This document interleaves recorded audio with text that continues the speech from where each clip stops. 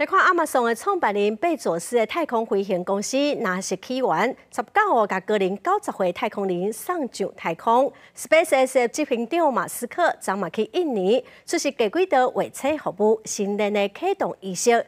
新年会伫印尼各地1万间医疗中心来提供网络的服务，来改善通讯的品质。亚马逊创办人贝佐斯的飞行公司纳什起源。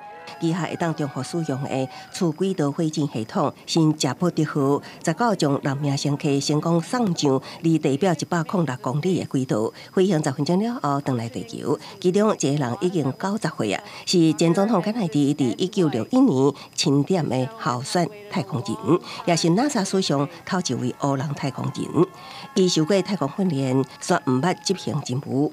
90岁这一年总算圆梦，互伊特别激动。I thought I really didn't need this in my life, but now I need it in my life.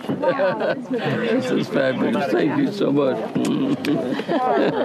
第一年 ，SpaceX 的执行长马斯克19号坐私人的飞行机到巴厘岛入境，随着当地的风俗，穿青色火野的顶冠纱出现。头一摆去印尼的马斯克甲印尼卫生部长布迪，伫当地一间卫生中心电视社方签署的合作协议，地轨卫生服务承认会伫这个全球上大本岛国启用，串联偏远岛屿的网络通讯。It's going to make it's really a lifesaver for remote medical clinics, and I think it can be transformative for education as well.